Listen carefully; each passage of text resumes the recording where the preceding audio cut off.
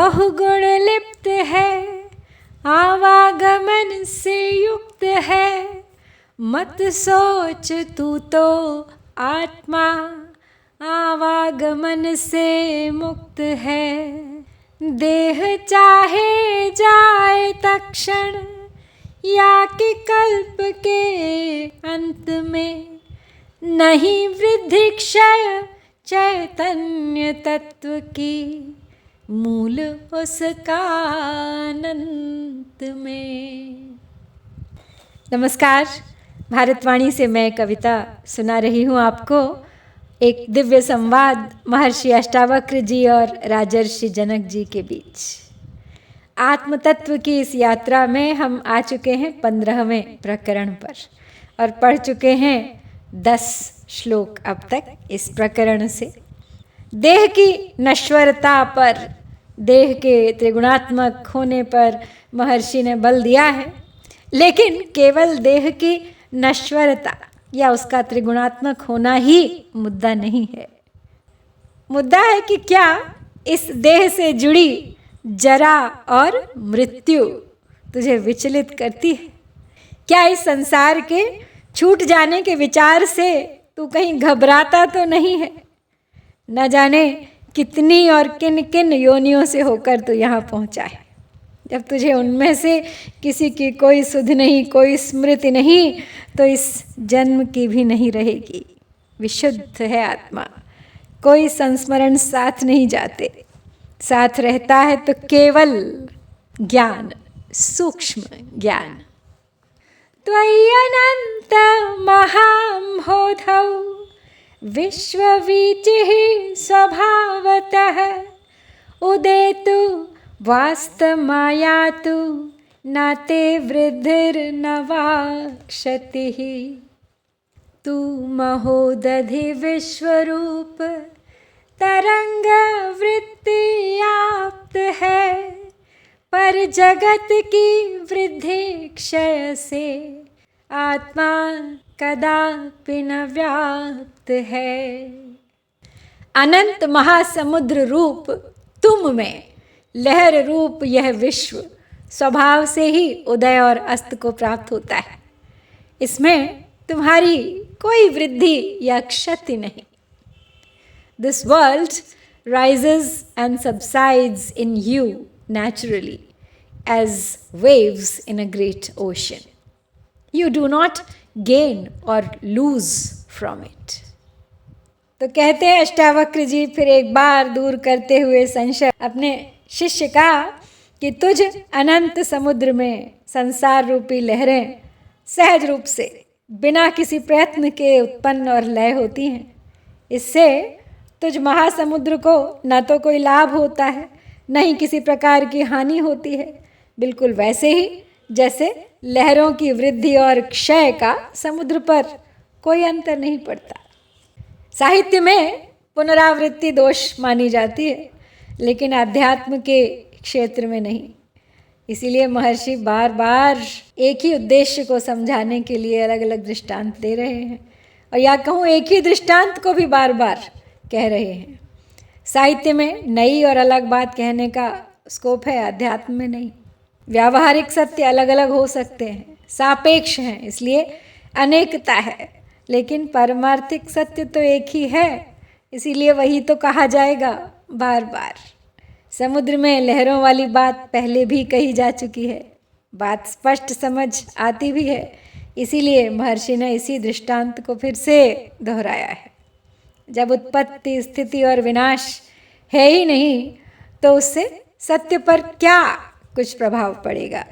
कुछ भी नहीं, क्योंकि तुम तो अधिष्ठान चेतन हो। अधिष्ठान को उसी के विषय या कोई कल्पित वस्तु हानि नहीं कर सकती। जो कभी हुई ही नहीं है, वो भला दूसरे की क्या हानि कर सकती है? तात चिन्मात्र रूपो असि नाते भिन्नम इदं जगत्, अतः कस्य कथं कुत्र हेयोपादेय कल्पना। हे तात, तुम चैतन्य, तुमसे भिन्न जग किंचित नहीं, क्या त्याज्य और क्या ग्राह्य, इसकी कल्पना समुचित नहीं। तुम केवल चैतन्य रूप हो और यह विश्व तुमसे अलग नहीं है हे तात। अतः किसी की किसी से श्रेष्ठता या निम्नता की कल्पना भला किस प्रकार की जा सकती है। O dear, you are pure consciousness only, and this world is not separate from you. So how can anything be considered superior or inferior? हे तात, हे पुत्र, तुम चिन्मात्र हो, तुमसे भिन्न इस जगत का कोई अस्तित्व नहीं है। यह तुमसे अभिन्न है, इसलिए इस संसार के पाने और छोड़ने का प्रश्न कैसे, कहाँ और कब, अर्थात इस बारे में भला क्या विचार करना। समुद्र में उठने और लय होने वाली तरंगों को लेकर जिस प्रकार ये विचार करना नहीं बनता कि वो उन्हें छोड़े या स्वीकार करे, बेमतलब का है, क्योंकि वो तो वहीं हैं, रहेंगी, वहीं रहती भी हैं, उसी में प्रतीत होती है। छोड़ने पकड़ने का कोई मतलब ही नहीं। छोड़ने पकड़ने की बात की सार्थकता तो वहाँ है जहाँ कोई अन्य हो, कोई दूसरा हो जिसे छोड़ा जाए या जिसे पकड़ा जाए। अपनी लहरों को भला समुद्र क्या छोड़े और क्या पकड़े। इसी तरह आत्मा के त्याग और ग्रहण का विचार करना कोई मायने नहीं रखता है। त्याग ग्रहण के बारे में किसका, क्यों और कहाँ जैसे प्रश्न इसीलिए अपना अर्थ खो देते हैं। कल्पित वस्तु अधिष्ठान से भिन्न नहीं होती है, तो फिर उसका हेय और उपादेय यानी त्याग और ग्रहण कैसे हो सकता है। एकस्मिन् व्यये शान्ते चिदाकाशे अमले त्वयि, कुतो जन्म कुतः कर्म, कुतो अहंकार एव च।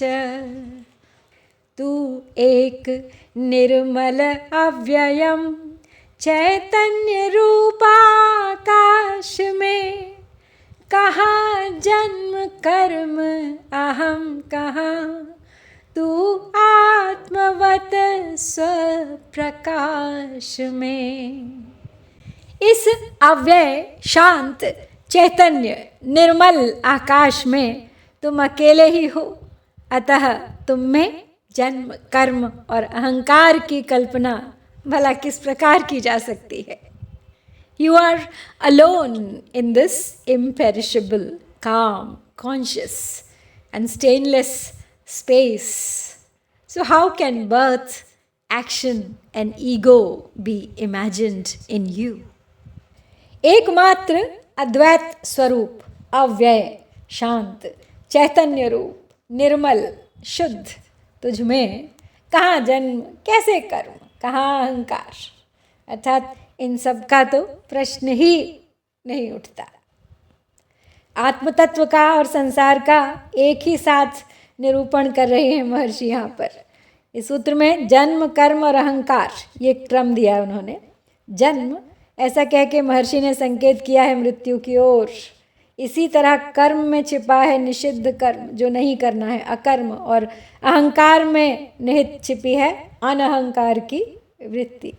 है एक ही, बस एक चीज़ का होना या ना होना से मात्र वो दो सी दिखाई देती हैं।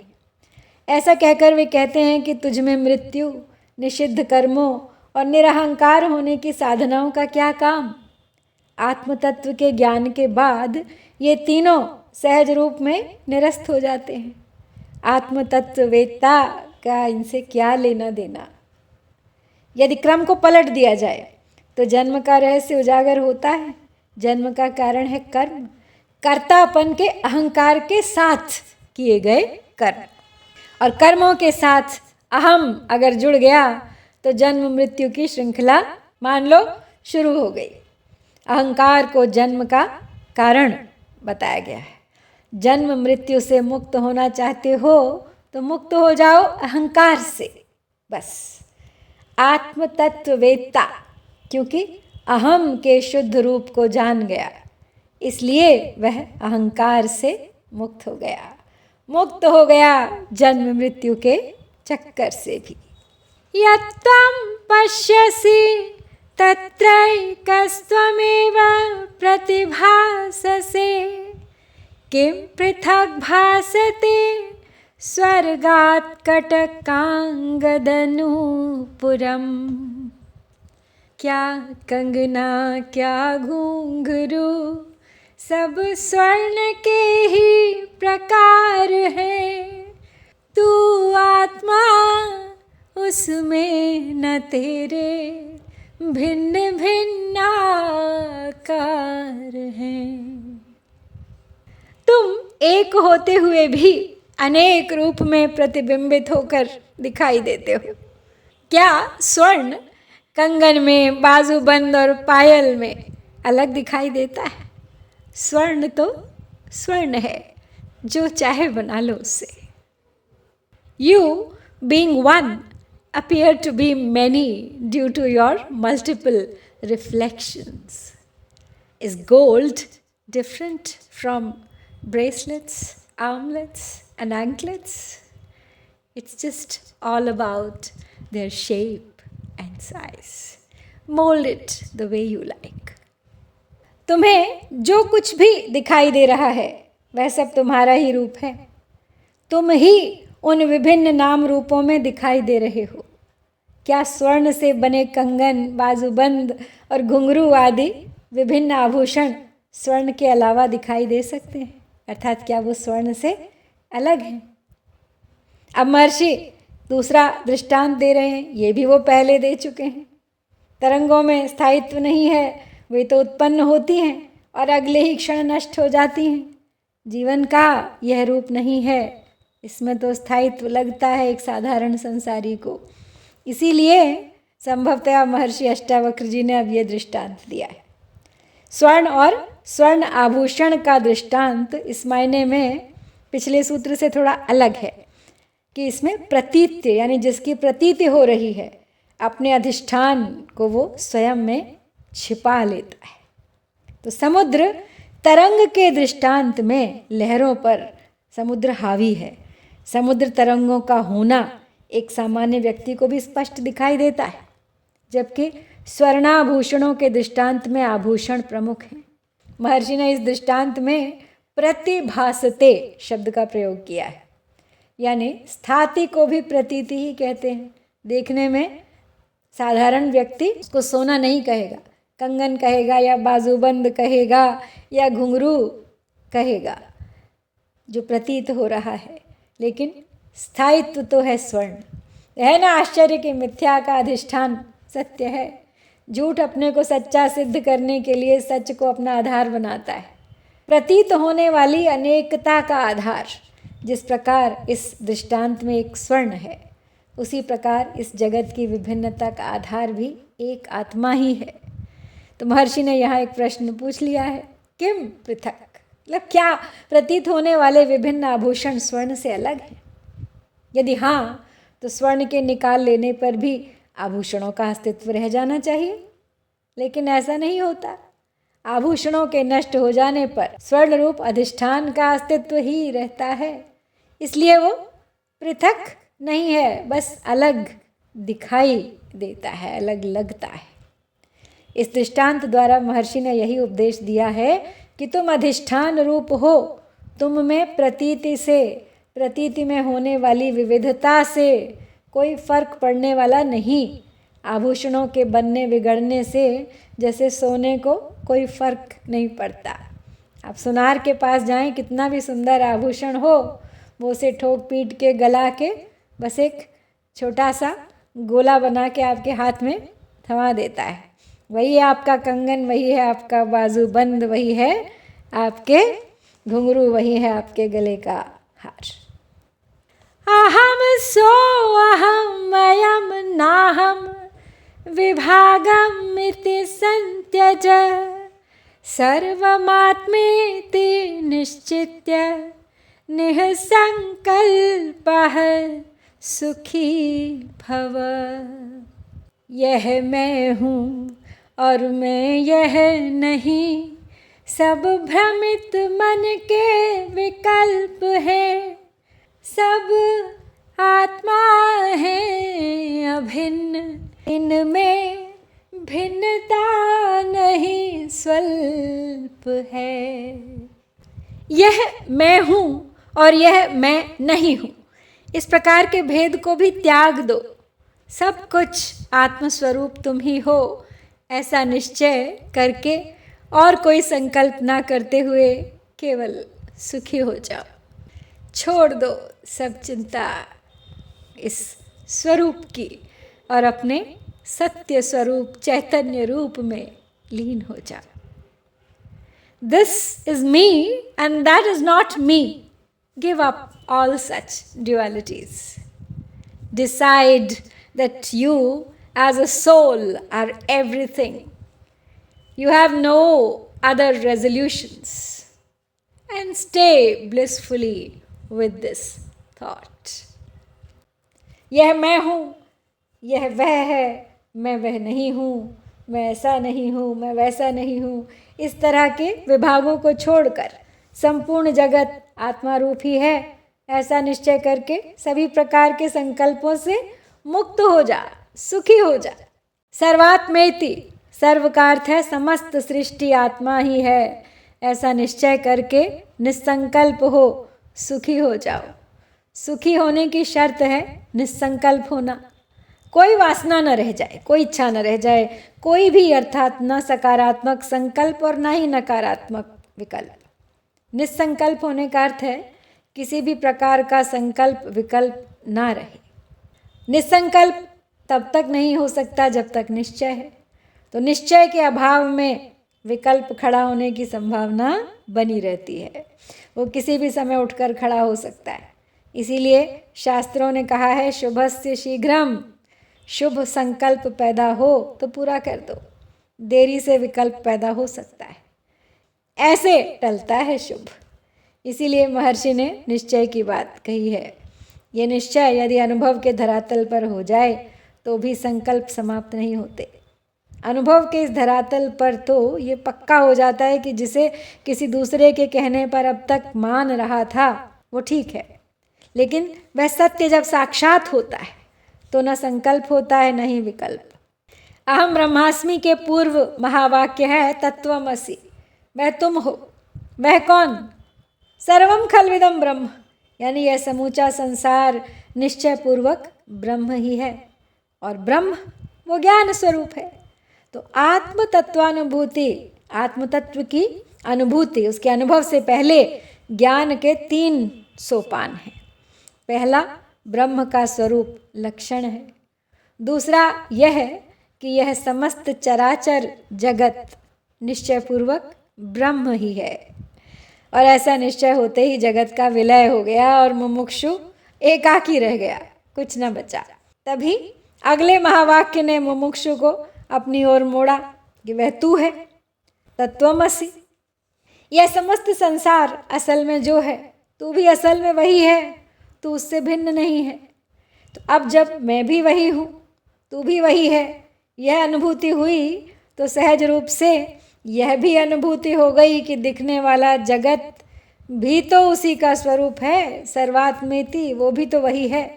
दूसरे शब्दों में सब मैं ही हूँ, मैं ही सब हूँ, और फिर मैं न मैं हूँ और न ही सब।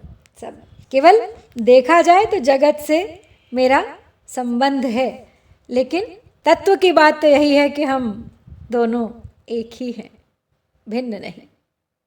अहम ब्रह्मास्मि तत्वमसि सर्वम खलविदम ब्रह्म।